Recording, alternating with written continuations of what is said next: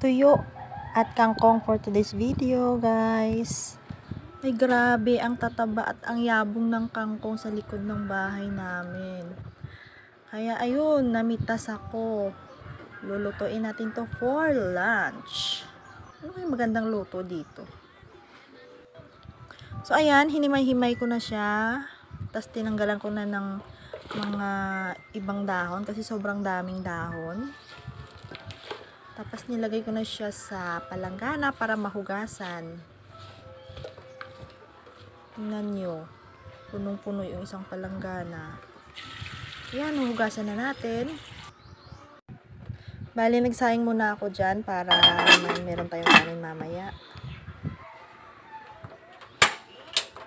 Tapos, ayan, sinalang ko na siya.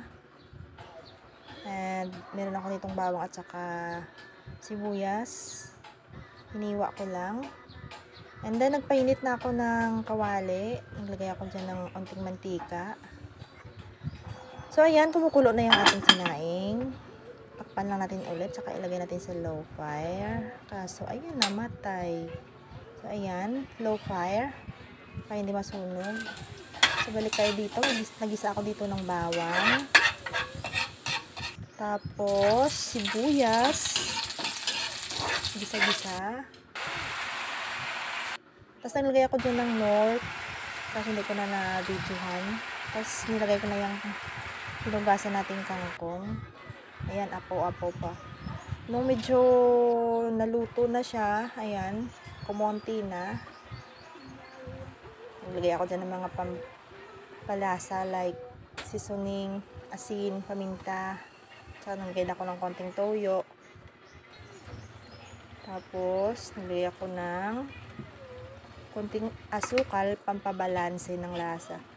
So, ayan. Hindi ko alam kung anong tawag dyan sa luto ko. Basta, ang importante na luto. Tsaka, masarap siya.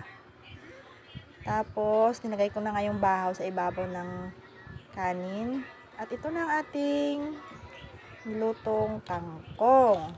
Nag-sprinkle na lang ako dyan ng fried garlic sa ibabaw. Grabe guys, ang bango niya. So, ayan na. Ready na ang ating lunch.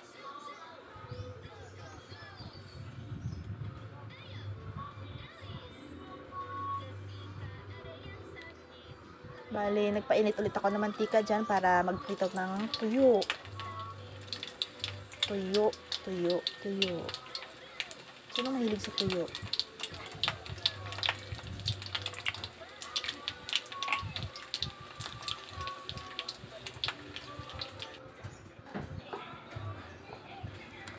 So, ayan na. Luto na ang ating tuyo. Ready na talaga ang ating lunch.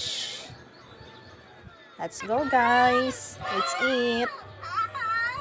Bye!